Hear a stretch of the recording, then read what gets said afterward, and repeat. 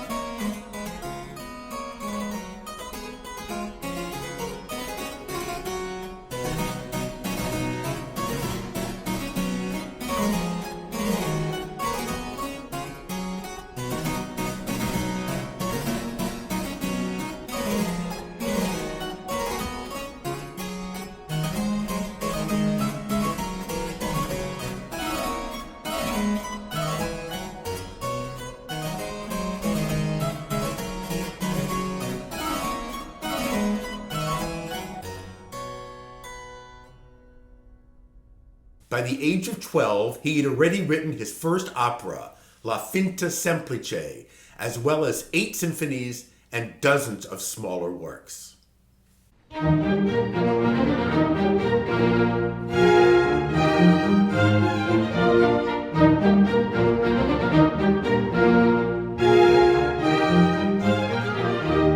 What's an ambitious father to do upon learning his son is a musical genius?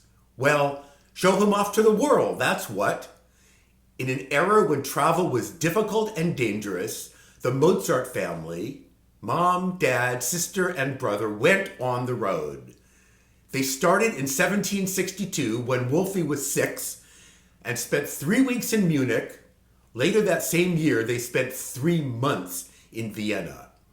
In return for gold rings, watches, and snuff boxes, the young Mozarts would perform for noblemen and ladies and give private concerts. The following year, they set off on a 38-month tour through all the musical capitals of Europe, including 5 months in Paris and 15 months in London. 38 months in a cramped carriage, cold rooms, uncertain meals, and no guarantee of success would put stress on the happiest of families. Life with a young genius must have been extraordinarily difficult. When Mozart was older and traveling by himself, his father Leopold would constantly chide him for failing to work hard enough, spending too much time with the ladies, not being politic enough at court, and not minding his career seriously. But father and son were inseparable during Wolfgang's formative years, and we can forgive Leopold for some serious tiger dad parenting along the way. Mozart did get into trouble as a young teen, and with the Vatican no less. According to the story, 14-year-old Mozart heard a piece of music that he liked while attending a church service in Rome. The work was Gregorio Allegri's Miserere, and Mozart went back to his lodging and wrote it all out, note for note, after hearing it just once.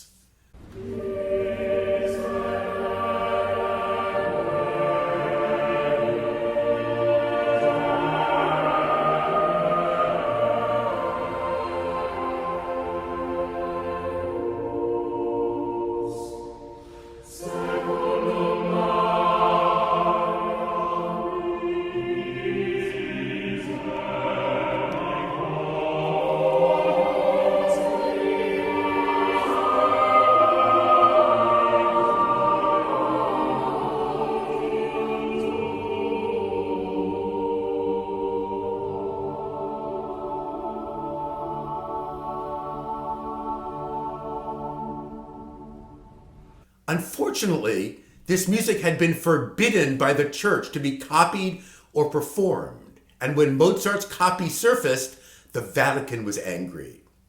But they soon discovered that Mozart had not stolen the manuscript for any nefarious purpose. Instead of being punished, Wolfgang ended up being praised for his genius, and the ban on copying this sort of music was lifted. But what of those inevitable moments when young Wolfie really was naughty? When he dipped his sister's pigtails in the ink pot or banged upon the piano? According to legend, Leopold would then whisk his son off to his room and play a scale upon the piano, leaving out the final note.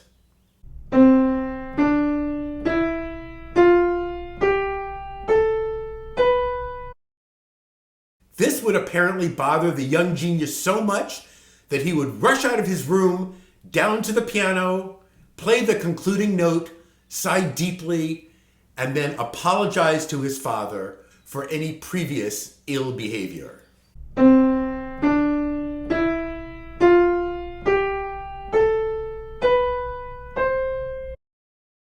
That penultimate note of the scale, a B natural in the C scale, is called the leading tone, and for good reason. Having established our home note C at the bottom of the scale, that B is aching to reach the next C an octave higher, leading the scale back to its original note.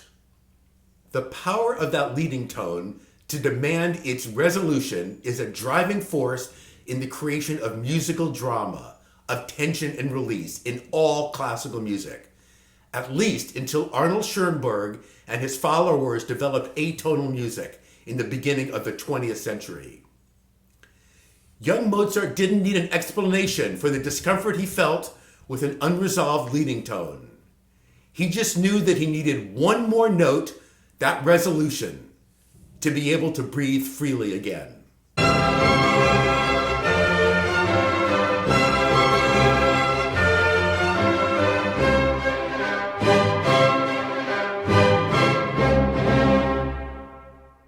Mozart did get back at his father with a musical prank of his own. The deliberately clumsy writing of his work, A Musical Joke, was designed as a spoof of a marginally competent town band. To supplement his income at the Salzburg court, Mozart's father Leopold often played in a town band such as this, although we don't know if they sounded as awful as Mozart made them out to be.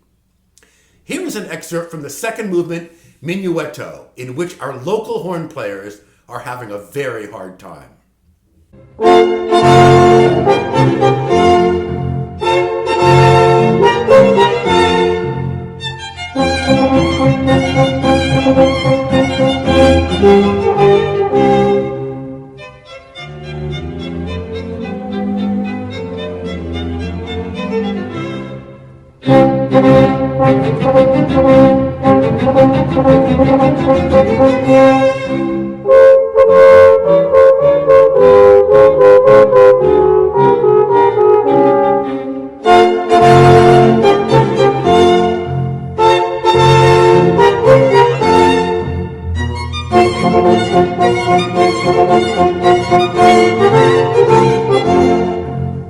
It is unlikely this jest made Leopold Mozart angry at his son. Despite their struggles, they were extraordinarily close as a father and son, bound together through music, ambition, and court politics of 18th century Europe. This is Ben Simon, signing off for Simon Says. Stay well, stay safe, and may all your leading tones be resolved. See you next time. A shout out to the Medallia Company for their generous sponsorship of the San Francisco Chamber Orchestra this season.